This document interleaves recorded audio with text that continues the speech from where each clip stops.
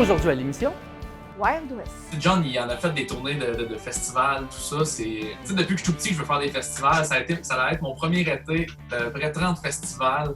J'avais des super beaux spots. Je me pinçais à chaque jour en me disant qu'est-ce que je vis là, ça va être écœurant l'été. Puis quand tout ça est tombé, je me suis dit, on fait un album. Puis je pense que l'énergie, là, la hâte de l'été était comme là. bienvenue à Mission Country. Version COVID. Ouais.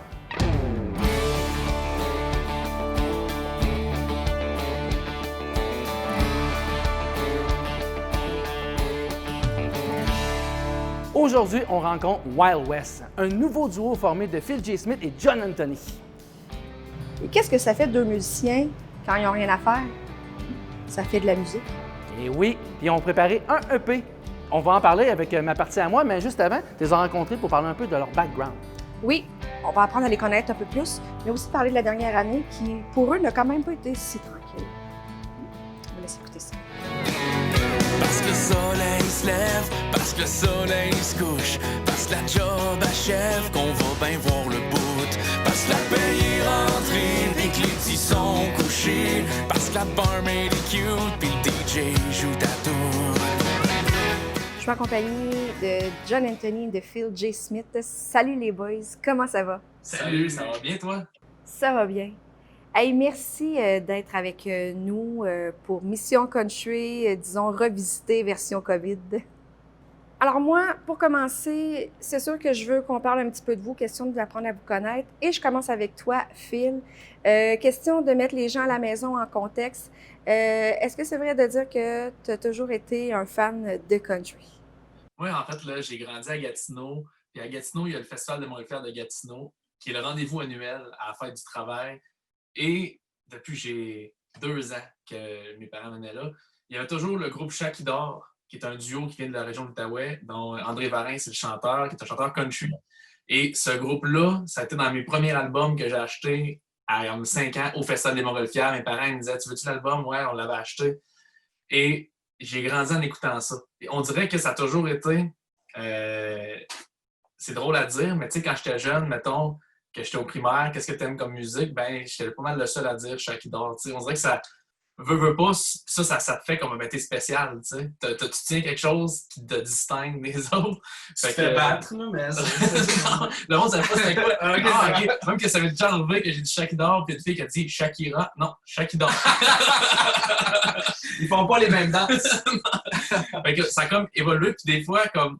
C'est drôle parce que je réécoute mes albums de Chat qui dort maintenant, puis je me dis, c'est quand même fou à quel point, tu sais, à quel point quelque chose que tu découvres à 5, 6, 7 ans peut forger ta vie, tu sais.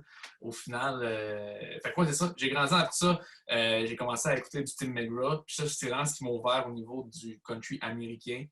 Puis ma mère en écoutait beaucoup, mais en cachette, parce que mon père, il n'aimait pas ça qu'on écoute du country. Fait que, c'est ça. Ils sont plus ensemble en ce moment. Fait que c'est parti. C'est la raison pourquoi ils sont ensemble. Donc voilà, c'est comme ça que le country est entré dans ma vie. Puis après ça, il y a c'est drôle à dire, mais tu sais, adolescent, Caïn a bercé mes inspirations. Puis après ça, les Cowboys fringants aussi. Tu sais, là-dedans, veut pas, c'est du country, dans le sens que c'est notre country québécois aussi, à quelque part, là, ces influences-là. Phil, tu es un auteur, compositeur, interprète. Est-ce que le processus d'écriture est arrivé très tôt dans ta vie ou si c'est quelque chose là, qui est tout récent? Ça a été à peu près vers 17 ans, quand j'ai compris. Puis là, j'espère qu'ils ne disent pas genre surprise, il faut que tu joues ta première chanson que tu as composée. En fait, ça a été quand j'ai compris que c'est drôle à dire, mais tu sais, dans tous les concours secondaires en spectacle, tout ça, on reprenait des chansons des autres. T'sais. Fait que moi, je rechantais des chansons, exemple, de Richard Desjardins ou Bruno Petit, tout ça. Puis j'ai compris à un moment donné que c'était pas avec ma voix, en reprenant des chansons des autres, que j'allais me distinguer, mettons. T'sais, dans le sens que je gagnais pas les concours, puis je me disais, je fais-tu de la musique pour dire quelque chose ou juste pour pousser une note? T'sais? Puis là, je me suis dit, j'ai envie d'écrire quelque chose, puis en même temps, j'ai comme compris que c'était quand même winner auprès de la gente féminine d'écrire une chanson. T'as 17 ans, ça. Fait que là, j'avais écrit, j'étais encore dans un camp de vacances, puis j'avais écrit une toune pour les autres campeurs avec moi au camp. À la fin de la semaine, je l'avais joué. Ça s'appelait Vous qui me faites vivre. Je l'aimais ma chanson, j'avais comme 17 ans, j'en étais tellement fier. Puis tout le monde avait fait comme hey, wow, c'est donc bien hot. Fait que ça m'a comme bâti une confiance en moi au niveau d'écrire des tunes. Puis après ça, ben tu sais, il y avait des bonnes tunes, il y a des phrases des fois que je vais rechercher dans des tunes, mais tu sais, c'est rare. C'est les premières tunes, mais tu sais, ça en prend des premières tunes. Fait que c'est autour de genre 17-18 ans. Honnêtement, j'ai écouté ce que tu fais, Phil, et je dois dire que tu es vraiment un excellent auteur, compositeur, interprète. Alors, ceci étant dit, je me suis permis d'aller fouiner un petit peu sur ta page Facebook et il y a une publication qui m'a vraiment accrochée, en fait, où est-ce que tu dis que tu as réappris à rêver. Donc, en 2014, toi, tu as décidé que c'est là que ça se faisait, puis que tu lâchais tout, puis tu allais vivre ton rêve, en fait. Est-ce que c'est une décision qui est difficile à prendre, de dire, ben moi, je lâche tout, ou est-ce que ça a été mûri longtemps, ou à un moment donné, tu t'es levé et tu te dit, là, ça suffit, c'est là que ça se passe, moi, je m'en vais faire ce que j'ai vraiment envie de faire? En fait, t'es fun d'avoir été fouillé comme ça. En fait, ce qui est arrivé, c'est que j'ai été étudier à l'école de la chanson de Granby en 2010-2011. Puis quand je suis sorti de l'école, dans le fond, c'était vraiment un an où est-ce qu'on apprenait à écrire des chansons. T'sais, on peaufinait l'écriture, la composition, tout ça. Quand je suis sorti de l'école, j'ai tout de suite eu un travail dans une salle de spectacle à Gatineau. Et moi, j'étais comme chargé de une petite portion de la programmation, donc inviter des artistes à la salle, mais aussi de coordonner les shows. Fait que j'étais quasiment tous les soirs à la salle de spectacle. C'était vraiment trippant. Mais dans le fond, je voyais les autres. Tu sais, on avait reçu, exemple, là, Alex Nevsky, il venait dans son premier album, Melissa Leblanc, tout ça. Fait que moi, j'étais en arrière de la scène avec le walkie-talkie, puis je parlais au technicien, puis je disais, OK, il reste 5 minutes, parfait. J'allais voir les artistes dans 5 minutes, vous commencez. Fait que je vivais comme à travers eux ces moments-là, mais je me rendais compte que j'étais comme là pour regarder les autres vivre leurs rêves. J'ai appris énormément, mais je n'étais pas exactement dans le rôle que je voulais être. Ça m'a comme poussé à me donner pour faire quelque chose, pour moi me retrouver dans ce rôle-là. Puis en même temps, il y a comme un danger à ça, c'est que c'était tellement stable. Je pourrais être encore là en ce moment, dans cette job-là. Fait que j'étais comme un peu tombé dans l'engrenage de si je fais pas un move de lâcher ma job, je ferai jamais de musique. T'sais. Parce que c'était tellement, c'était stable. Fait que, à un moment donné, je me suis dit, on y va, on se lance pour finalement changer de rôle. Et là, nous voilà 6 ans plus tard. Tes affaires se passent super bien. Et là, arrivent des nominations au Gala Country 2020 et au Gala de la disque aussi. 2 nominations, dont Album Country de l'année et ma première nomination. C'est quand même assez incroyable. Je prends juste 2 secondes pour te dire bravo. Tu es vraiment un fier représentant du country, mais c'est quand même ça doit être quand même un peu irréel. Comment tu files tout ça? Hey, tu t'en parles, j'ai comme des frissons. C'est vrai que j'en rends Ben pas oui, compte. Ouais, mais c'est ça. vraiment... Parce qu'en fait, ce qui est fou, là, c'est que, de un, tu sais, c'est peut-être cliché, mais c'est totalement vrai. Là. C'est un rêve de Titu. En 99, Bruno Pelletier gagnait un Félix à la disque. Moi, j'arrivais de l'Halloween, je le voyais à la télé, puis comme, hey, c'est ça que je veux faire. C'est totalement vrai. J'ai ce souvenir-là ancré dans ma tête. Puis là, ben, on dirait que je le réalise pas qu'en ce moment, c'est nous qui est en nomination. Et en même temps, c'était comme l'objectif inavoué un peu. Tu sais, tu fais pas un album en disant je veux être nommé à la disque, mais je me rappelle d'avoir regardé au début de la composition de l'album. Bon, si on sort l'album en avril, il rentre dans telle année à la disque. Tu sais, j'avais regardé parce que c'est un peu ce qui m'allume aussi quand on travaille fort pour faire un album, puis on veut que les gens l'entendent et l'écoutent. Fait que ça fait un peu partie de la mise en marché, si on veut, de regarder, de se faire des objectifs comme ça. Fait que moi, c'est comme l'objectif inavoué. Je suis pas arrivé avec John en disant « Hey man, je veux qu'on soit nommé à la disque ». Mais quand je l'ai appris, j'ai fait « OK, wow, j'en reviens pas qu'on est rendu là ». Mais il y a tellement d'autres travail à faire. Là. Il y a tellement... C'est pas la finalité. Là. On a en masse de jobs là, dans les prochaines années.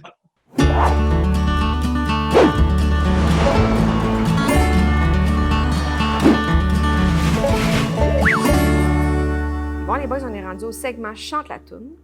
Je pige un mot, vous me chantez une chanson qui vous pop dans la tête, qu'il y a ce mot-là dedans. Ça peut être un mot de la même famille, pas d'importance, conjugué. L'important, c'est que vous me chantiez quelque chose. Cowboy. Tourne de cowboy. Une tourne de carême, c'est ça. Ah, ouais, C'est une autre tourne de cowboy, de con. C'est quoi? Tu viens de scraper une toune! J'essayais de la reprendre, puis c'était tellement mauvais que je suis pas capable de la chanter! C'est une des tunes que j'aime le plus. C'est encore une autre tourne de cowboy d'harmonica. Le soir d'été, toujours la même vieille tourne de cowboy. C'est ça. D'accordéon de terre, de whisky à main. Voilà! Maintenant, Home. Country roads, take me home to the place I belong, West Virginia. Wow, yeah! Troisième mot, Belle. Belle, c'est un mot qu'on dirait inventé pour elle. On a eu la même idée, Mario! Notre-Dame de Paris. On connaît pas notre carême, mais Notre-Dame de Paris, on connaît ça! Oh, en anglais, Love. Love is a burning thing. Oh! Burning, fire-burning. C'est du peur un peu, hein? Country. Country road. On connaît 4 tonnes!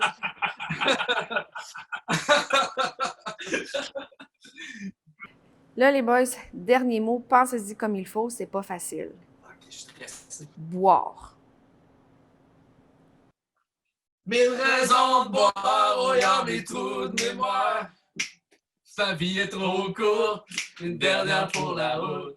1000 raisons de boire, oh y'a mes trous de mémoire. Puis c'est pas demain la veille qu'on va slacker la bouteille.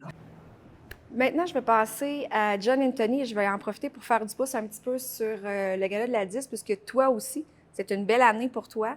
Ton nom se retrouve dans plusieurs catégories, dont Album Country avec Véronique Labbé et Phil J. Smith, et naturellement Caïn.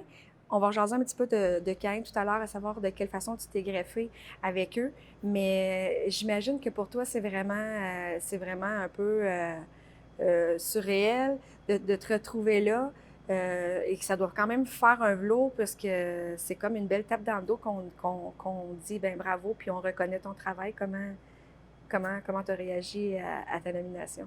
C'est un peu fou tout ça, puis même, je te dirais, depuis même le carré aussi, ça a été fou raide, tu sais, de rentrer dans ce band-là, mais je pense que tout le processus est fou. Tu travailles pas nécessairement pour avoir la reconnaissance, tu sais, mais quand elle arrive, c'est une bonne claque dans le dos parce que c'est un métier dans lequel tu ne t'es pas donné de claque vraiment dans le dos. Je te dirais que ça, pour moi, ça en est une bonne. Puis, écoute, on travaille tellement fort, puis les artistes travaillent fort, autant de mon côté à la réal que les artistes à mettre en marché leurs produits. Je suis fier, puis on a du bon country, puis je suis fier que le country au Québec soit mis en marché aussi, soit mis en valeur à la disque. Puis moi, mon but, c'est de continuer à mettre le country. On en a parlé souvent avec Phil de le country, il faut que ça soit le nouveau pop. T'sais, moi, j'aimerais ça entendre le country, ces radios commerciales, puis je trouve que déjà d'avoir un pied à la disque, c'est un bon début. Puis je suis très fier d'en faire partie. Tu l'as starté, là. Ah, tu m'as starté, elle! Là, John Anthony, je sais de sources sûres, mais malheureusement, je ne peux pas te dire qui parce que ma vie en dépend. OK. Mais on m'a rapporté que toi, déjà très jeune, tu t'assumais totalement en tant que cowboy. Est-ce que je me trompe?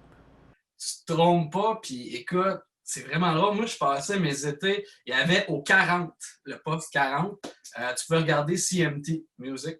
Puis moi, j'avais par erreur, j'étais tombé là-dessus, puis il y avait des vidéoclips country qui passaient de 1 heure à 4 heures, sans arrêt.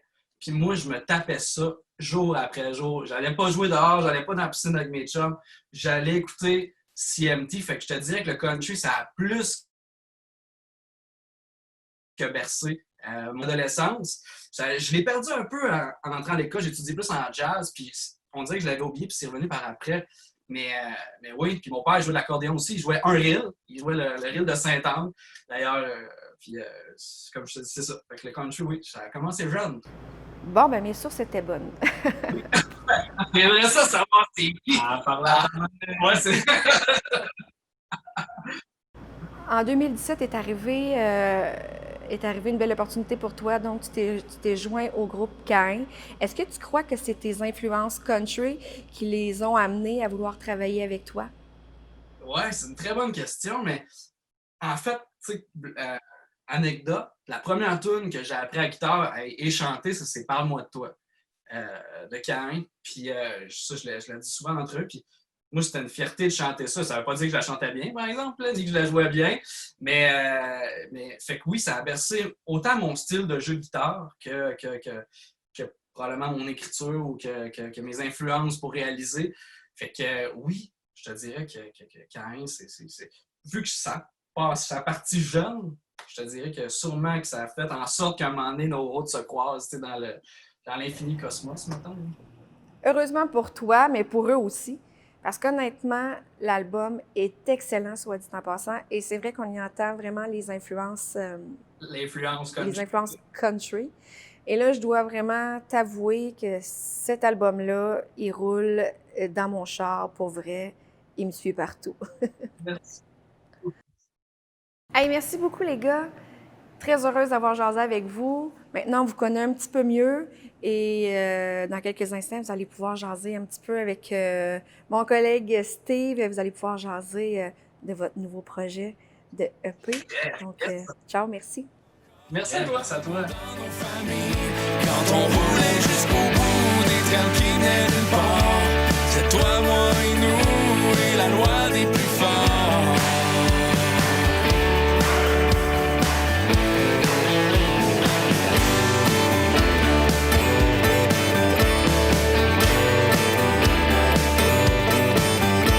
Celle-là pour les petits culs qui ont tout vu, tout vécu.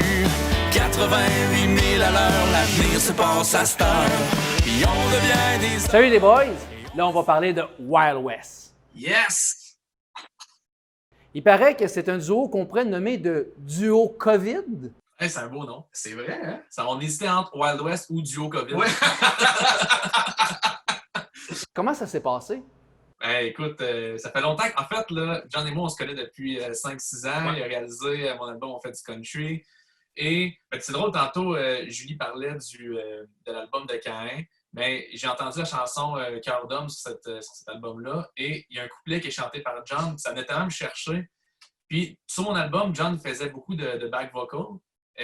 Mais jamais, tu sais, la voix complète pour un couplet. Puis là, je me suis dit, il faut vraiment... faut faire de quoi en duo, là, ça... Fait que là, on s'en est parlé il y a à peu près 1 an. Ouais. Mais tu sais, lui, il avait des dizaines de spectacles prévus avec Caïn. Moi, j'avais des shows aussi prévus en festival, tout ça. Fait que là, le temps manquait, si on veut. Puis ben, en mars, écoute, le 14 mars... Le temps est venu, on dirait. On a comme trouvé du temps. On a trouvé du temps, ouais, c'est ça. C'est pour ça qu'on pourrait dire que c'est un duo COVID, effectivement. C'était notre projet là, qui nous a groundé pour l'été complet. Là, Voilà, ouais. Puis ça a duré vraiment tout l'été? Ben, en fait, on a commencé à s'en parler en mars, avril. Puis à un moment donné, on s'est dit, il faut le faire. Faut le faire. Ouais, c'est ça. Puis là, il faut avoir des tunes parce qu'on s'est donné un deadline avant d'avoir des tunes. Ouais. Fait que ça commence bien aussi, ça. L'échéancier était fait, on n'avait pas un mot d'écrit. Ouais. C'est vrai, là, On avait la savait que- sortie toute, on savait la le- pochette quasiment. Ah ouais, le premier extrait sortait fin août, le feuille de 4 chansons sortait mi-octobre. Fait que là, j'avais tout fait ça dans le calendrier, avec un peu de lousse, mettons. Fait que là, au début, on repoussait. Tu sais, il fallait enregistrer la première chanson début juin. Là, on était rendu début juin. Je repoussais ça un peu. Fait que finalement, dès que les studios ont ouvert début juin, là, on s'est lancé à pieds joints là-dedans. Puis moi, j'arrivais chez John avec ma roulotte parce qu'on a quand même des normes sanitaires à respecter. Là, fait que le studio est chez lui, mais je dormais dans ma roulotte, je me lavais dans ma roulotte, je faisais à manger dans ma roulotte. Fait que c'est ça, c'était un beau trip. En même temps, on a comme vécu les festivals country. Ouais, c'est ça, dans On notre prenait- salon. Moi, dans ma cour, en fait. là. C'est ça, on prenait une bière dans sa cour jusqu'à tard le soir. On avait des idées pour des chansons, on composait dans sa cour. C'était un peu le recréer l'été qu'on n'a pas connu, mais on l'a vécu les deux ensemble en studio. Là, fait que c'était trippant. Et justement, comment ça se passait la collaboration pour les chansons? Comme par exemple, 1000 raisons de boire. Comment ça fonctionne? Il y en a un qui arrive avec ses idées, l'autre en rajoute. Bref, expliquez-moi ça. Ça, c'est... Comment on l'a parti, Ben, celle-là? Phil est arrivé qu'une chanson, pas Phil d'ailleurs, le refrain, c'était un couplet. Oui, Il est arrivé ici avec une bunch de phrases, de paragraphes. De raison de boire. Tu sais, ouais, c'est ça, tu sais. Fait que là, il était comme, mais je me rattache, excusez, style. Ouais, c'est ça. Puis j'avais dit, je me rappelle que j'avais quand même des raisons de boire, puis j'avais été un peu à la recherche aussi avec des amis qui sont bien sur le party. Je leur avais écrit pour dire, shootez-moi des raisons de boire. Fait que là, avec John aussi, justement, tu sais, un soir de juin, on était sur la galerie, puis on se disait, tu sais, on sort des idées.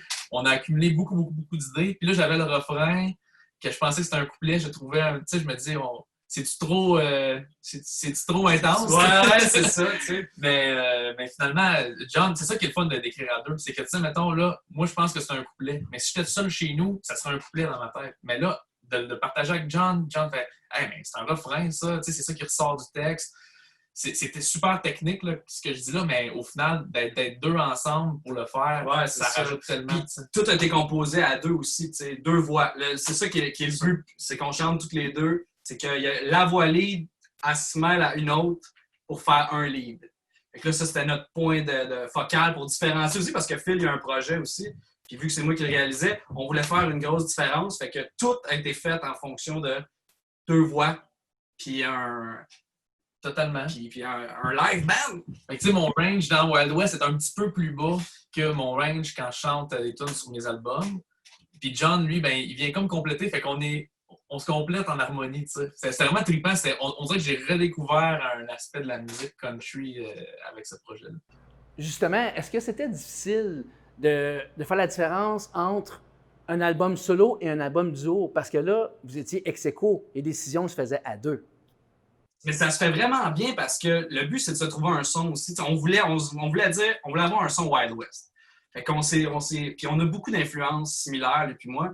Fait que on s'envoyait des affaires. OK, ça pourrait être entre ça, puis c'est cool. Fait que là, en buildant les chansons, je te dirais que même le tone, il est arrivé par lui-même. Tu forces même plus les choses. Puis en écrivant les chansons, on se rendait compte que, crime, on a une écriture ensemble. C'est Wild West, tu sais. Puis la façon de faire les chansons, c'est Wild West. Fait que c'est pas Phil avec John. Et que ça s'est fait quand même tout seul, je te dirais. C'est comme une entité à part. Ouais. il y a John, il y a moi, il y a Wild West. C'est vraiment le même. On s'est vraiment laissé prendre à notre propre jeu. On n'avait aucune attente pour ce projet-là. Et on voulait avoir du fun, on a eu du fun, puis ça a donné quelque chose qui est au-delà de ce qu'on pouvait faire. C'est notre bébé, d'ailleurs, qui a été créé sur ce divan ici, comme tu vois en arrière. L'action s'est passée là.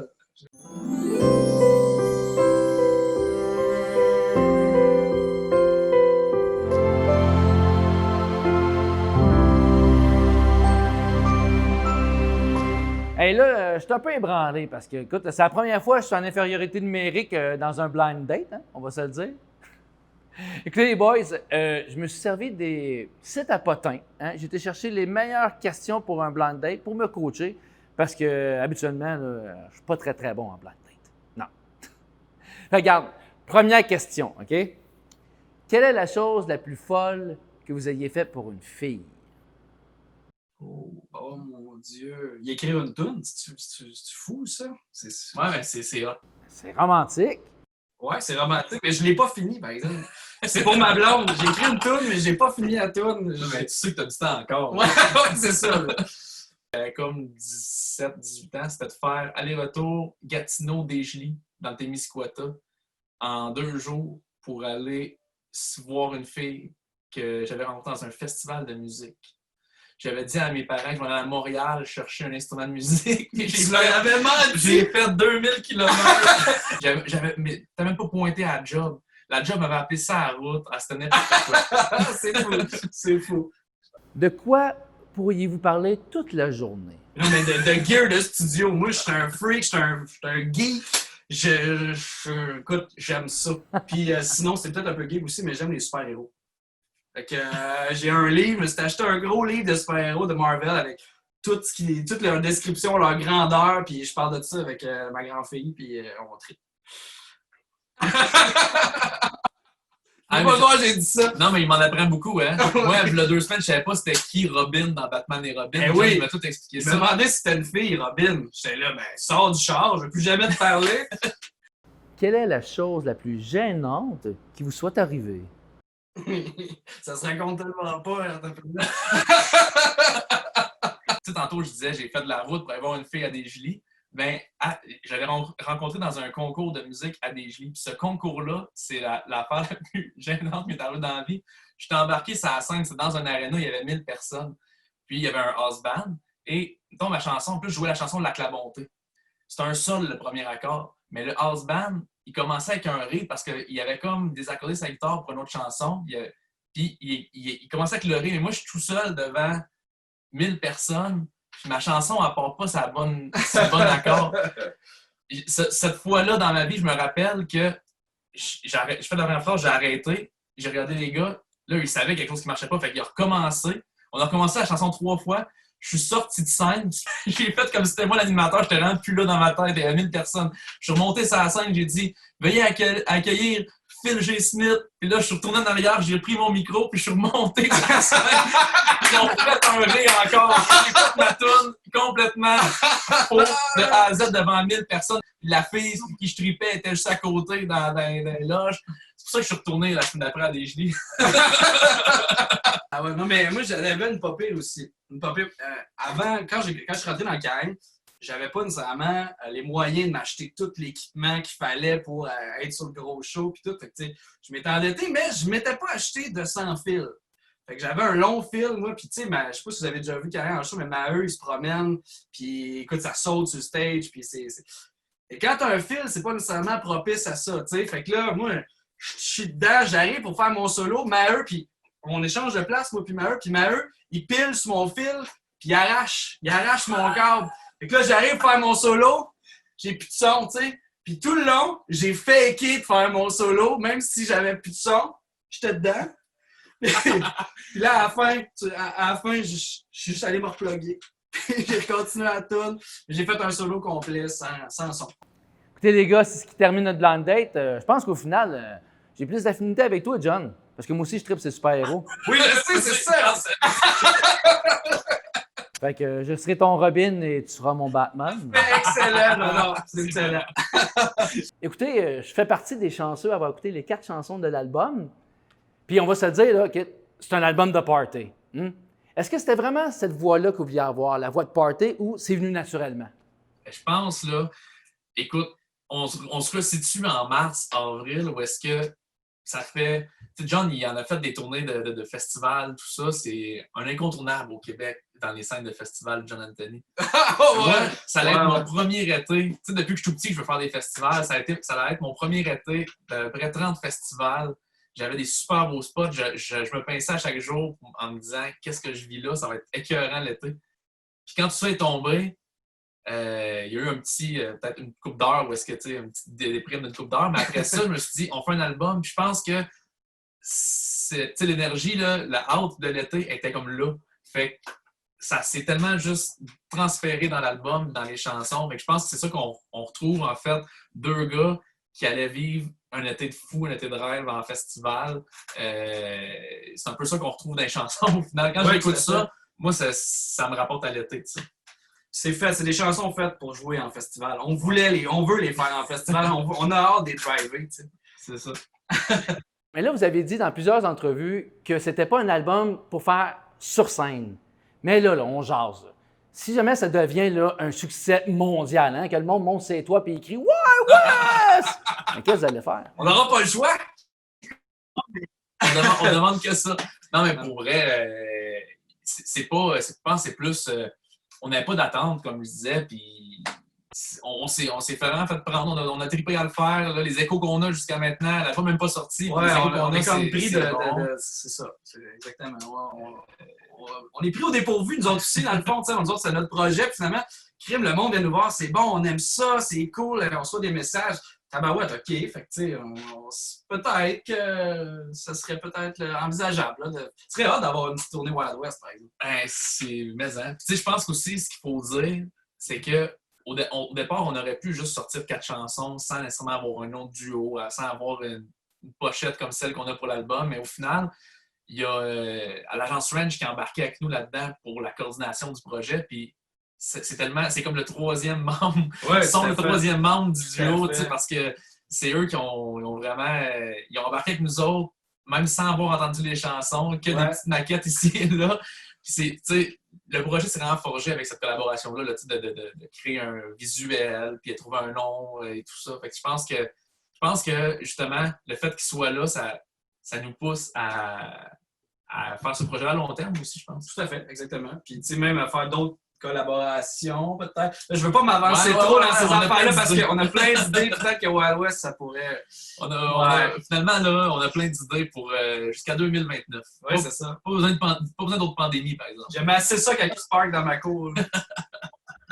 Et là, est-ce que vous êtes stressé pour demain? Parce que là, tout le Québec va juger votre travail. On est quand même satisfait, je Je pense. pense que oui. Puis, ouais, c'est ça. Mais non, mais on a hâte de sortir ça. Je pense qu'on est excités aussi. Parce qu'on a travaillé fort. Parce qu'un album, un EP, tu travailles fort. Puis on est fiers de nos chansons. On a hâte de les présenter. Puis, surtout que je pense que ça va un peu ailleurs de ce que les gens sont habitués. J'ai fait un album, on fait du country, mais dans le sens qu'il y a quand même un son qu'on a forgé avec On fait du country, mais ça va un peu ailleurs aussi, comme on disait tantôt, le tone et tout ça, même dans les textes. On s'est peut-être un peu plus lâché lousse. Ouais, sur le party un peu. Ouais, c'est ça, exact. Fait que, tu sais, je pense que j'ai hâte que les gens découvrent un autre aspect de notre musique. Dernière petite question, qu'est-ce qui vous rend le plus fier dans ce projet-là? Je pense que ça serait... Là, je suis toujours en train de parler le premier. Là. Non, mais vas-y. Moi, ce qui me rend le fier là-dedans, c'est que tantôt, on était entouré de l'agence Ranch, puis on a une super belle équipe, tu sais, avec la distribution Select, puis Taxi Promo aussi à Promo Radio. Mais c'est qu'on a tout fait ça de A à Z. Tu sais, du premier mot jusqu'au niveau musical, je parle, là, du premier mot qui a été composé jusqu'à la fin du mastering, c'est John et moi qui a forgé cette musique-là. John, il a joué avec les instruments que sur l'album. En fait, juste à peu près juste pour me sentir impliqué là-dedans. C'est tout John qui joue sur l'album. Fait que, tu sais, je pense que c'est ça qui me rend le plus fier. Ouais, puis qu'on c'est comme une collaboration florissante dans le sens que on s'est pas pogné. Jamais sur aucune décision. Je pense que, tu sais, souvent, tu as des prises de bec dans un peu importe. Tu as des différentes façons de voir. Puis, Phil, on se complète tellement que écoute, moi, je te dis, même je suis impressionné de ne pas m'être pogné avec. Tu sais. Parce que là-dessus, je me pogne tout le temps avec le monde. Ouais. Hey, merci les boys. Je vous souhaite un très bon succès. Merci à vous autres.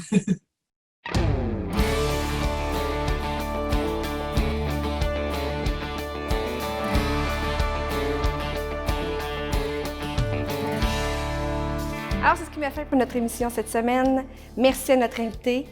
Vous pouvez aller voir sa page Facebook, les liens YouTube ou tout autre réseaux sociaux. Hein? Oui, ils sont pas mal tous présents là-dessus maintenant. Hein? Ouais. Et un gros merci à l'établi Brasserie Urbaine qui nous ont prêté l'endroit pour faire notre émission, ainsi qu'à la distillerie 29 octobre. Là, on n'a pas fait de drink à l'écran, mais on a bu en sac. Steve, franchement. Ah, ouais, on mettra un bip. Hey, n'oubliez pas d'aller voir notre page YouTube et notre page Facebook. Allez liker, ça va nous aider.